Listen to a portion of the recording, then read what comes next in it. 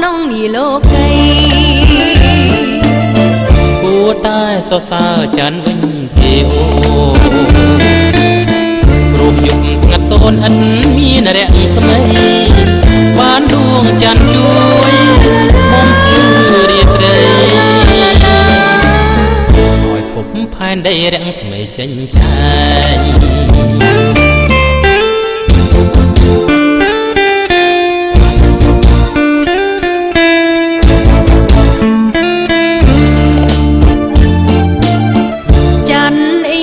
ចាន់លិចបន្តិចហើយអោដួងចាន់អើយចាន់គុំចំបាគុំលិចចោលខ្ញុំឲ្យនៅម្នាក់ឯងឲ្យខ្ញុំតែនឹក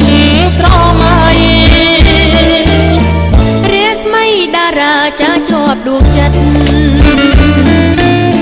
សូមចាន់អាណិតដល់ចិត្តភាំងក្ដីមកត្រូវចិត្តគ្នាមានទៅតអីលោកស្រីយើងសូមជួបគ្នាជាគូ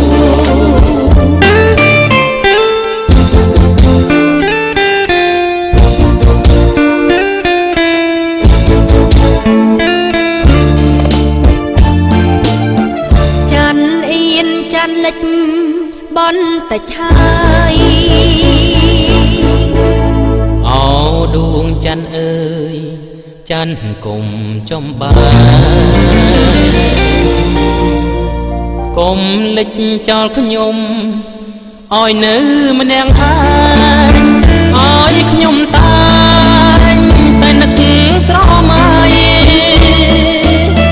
រាស្មីតារាចាជាប់ដួងចិត្ត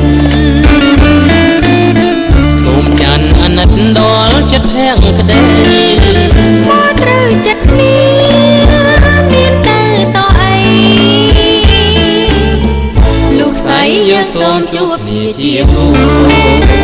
ឡាឡាឡាឡាឡាឡា